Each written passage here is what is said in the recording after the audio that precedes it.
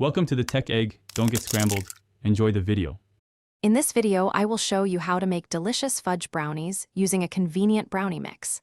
First, let's gather our ingredients and preheat the oven. You'll need your favorite brownie mix, 2 large eggs, 1/4 cup of vegetable oil, and 2 tablespoons of water.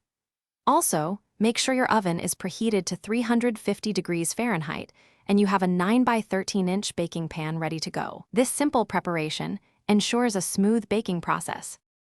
Now, let's get to mixing.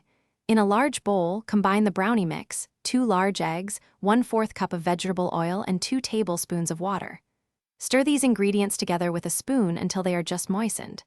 This usually takes about 50 strokes.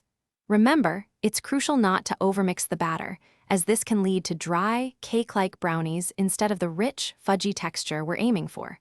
Just mix until no dry spots remain. With your batter perfectly mixed, it's time to bake.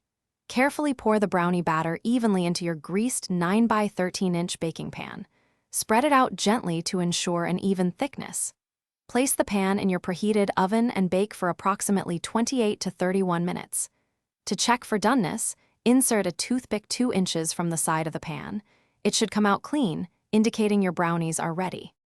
The hardest part is waiting, but it's essential for perfect brownies. Once baked, remove the pan from the oven and let the brownies cool completely on a wire rack. This cooling period, ideally for at least 1 hour, allows them to set properly and prevents crumbling when you cut them.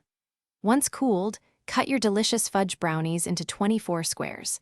They are now ready to be enjoyed with a glass of milk or a scoop of ice cream. Thanks for watching. Consider subscribing if I helped unscramble your problems.